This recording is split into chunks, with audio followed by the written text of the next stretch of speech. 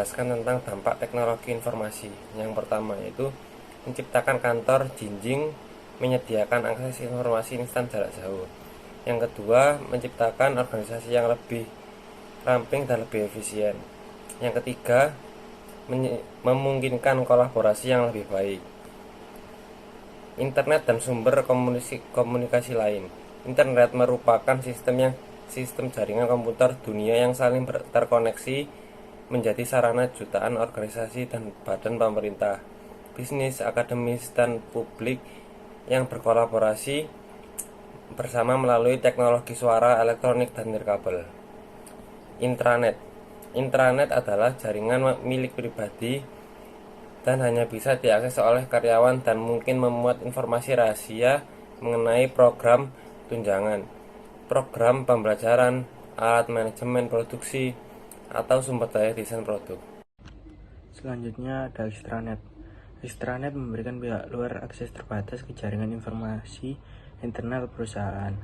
Pemasok industri seringkali terhubung dengan jaringan informasi pelanggan sehingga mereka dapat mengamati rencana jadwal produksi dan mempersiapkan pasokan untuk operasi pelanggan di masa mendatang. Setelah itu ada electronic conferencing, memungkinkan sejumlah orang untuk berkomunikasi pada saat bersamaan dari berbagai lokasi melalui surel, telepon, atau video, sehingga menghilangkan waktu tempuh dan memberikan kontak langsung. Selanjutnya ada komunikasi satelit VSAT. VSAT sendiri singkatan dari Very Small Aperture Terminal. Jika diartikan dalam bahasa Indonesia, celah terminal sangat kecil. Memiliki transmitter penerima yang berada di luar satelit yang berjarak pandang langsung dengan satelit. Jaringan arsitektur sistem. Satu jaringan komputer merupakan dua komputer atau lebih yang saling terkoneksi, baik melalui kabel atau nirkabel, untuk berbagi data atau sumber daya, misalnya printer. Berikut macam-macam jaringannya. Yang pertama, jaringan area luas atau WAN. Komputer yang saling terhubung secara jarak jauh, contohnya VPN, internet. Yang kedua, jaringan area lokal atau LAN. Komputer yang saling terhubung dalam cakupan wilayah yang kecil, contohnya telepon, saring data, sambungan laptop atau PC ke televisi. Dan yang ketiga, jaringan nirkabel, jaringan yang menggunakan sinyal elektronik via udara, contohnya siaran radio, bluetooth, dan lain-lain. Lalu untuk peran sistem informasi di sini digunakan di dua data, yaitu yang pertama di pergudangan data dan yang kedua di pengalihan data. Untuk di pergudangan data itu digunakan untuk pengumpulan, penyimpanan, dan pengambilan data dalam bentuk file elektronik.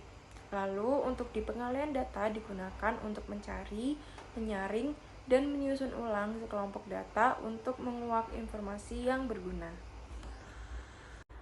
Lalu ada jenis-jenis sistem informasi. Yang pertama itu sistem informasi bagi pekerja berpengetahuan dan sistem informasi bagi manajer. Untuk sistem informasi bagi para pekerja itu memberikan bantuan bagi pekerja dengan memberikan sumber daya untuk menciptakan, menyimpan, menggunakan, dan mengirimkan pengetahuan baru dalam rangka membuat aplikasi yang berguna. Lalu untuk sistem informasi bagi manajer itu merupakan suatu kegiatan informasi setiap manajer dan kebutuhan sistem informasi bervariasi menurut bidang fungsionalnya dan tingkatan manajemen. Sistem informasi populer yang digunakan oleh manajer terbagi menjadi dua, yaitu sistem informasi manajemen dan sistem pendukung keputusan. Resiko dan ancaman teknologi informasi.